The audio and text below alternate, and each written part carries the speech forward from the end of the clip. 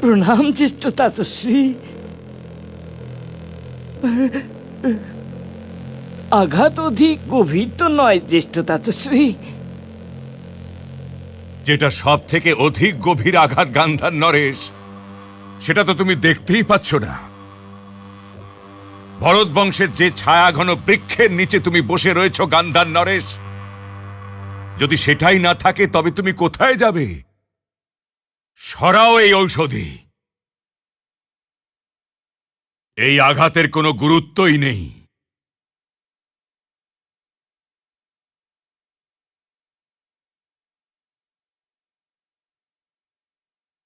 এখনো কোনো কিছু ক্ষতি হয়নি পুত্র।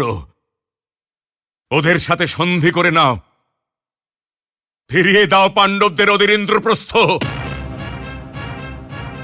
যদি আমি হস্তিনাপুর হেরেও যাই না কেন পিতামহ, কিন্তু দেবার নামে আমি ওই পাণ্ডবদের তো বিনা যুদ্ধে সূচাগ্র মেদিনীও দেব না।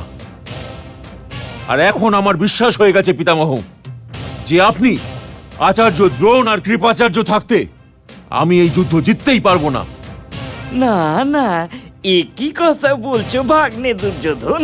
যদি এই তিনজন মহাপুরুষ না থাকতেন তবে তো তুমি এই যুদ্ধ অনেক আগেই হেরে যেতে। হয়তো আপনি ঠিক কথাই বলছেন মামাশ্রী, কিন্তু যদি কাল এই তিনজন মহাপুরুষ এটা চাইতেন তবে আমি এই যুদ্ধ অবশ্যই জিতে যেতাম।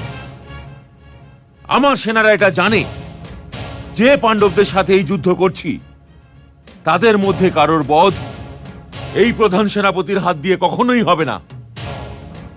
কোন বৃক্ষ স্বয়ং নিজের শাখাদের কাটে না পুত্র। তুমিও আমার কাছে পাণ্ডবদের থেকে কম প্রিয় নও।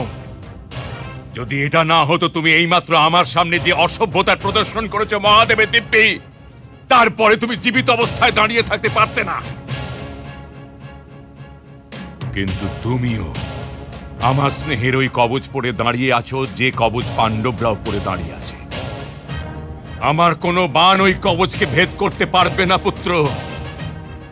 এই জন্য আমার কাছে দীর্ঘায়ুর আশীর্বাদ নাও আর ফিরে গিয়ে বিশ্রাম করো। কাল আবার যুদ্ধ করতে হবে। আমি কি একটা প্রার্থনা করতে পারি পিতামহ? না, যতক্ষণ এই সেনা দলের প্রধান সেনাপতি আমি আছি, অঙ্গরাজ কর্ণ এই যুদ্ধে অংশ নিতে পারবে না। আমি কি এটা জিজ্ঞাসা করতে পারি পিতামহ যে আপনি পরশুরাম শিষ্য কর্ণকে কোন অপরাধের দণ্ড দিচ্ছেন? ও আমার গুরু পরশুরামকে অপমান করেছিল।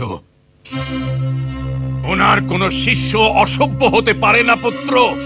আরো পূর্ণ রাজসভার মধ্যে কুলবধূ দ্রৌপদীকে বেশ্যা বলে তার ঘোর অপমান করেছিল। যে নর কোন নারীর মর্যাদা রক্ষা করতে পারে না, সে আমার ধ্বজতলে যুদ্ধ করতে পারবে না পুত্র, করতে পারবে না। যদি এটাই অপরাধ হয়ে থাকে পিতামহ, তবে তো এই অপরাধ আমরা সবাই করেছিলাম। আমি করেছিলাম, আপনিও করেছিলেন। না না, ভাগ্নে ঠিক এটা বলতে চাইনি জ্যেষ্ঠ তাতশ্রী। গান্ধার নরেশ, আপনি কৃপা করে আমাকে জ্যেষ্ঠ দাদশ্রী বলে ডাকবেন না, ডাকবেন না আমাকে। এই যুগে এখন এই সম্পর্কের কোনো তাৎপর্য আর বেঁচে নেই। এই কিন্তু শব্দ যেটা এখন নিজের বড়দের পাথরের মতো তুলে মারবার কাজেই এসে থাকে।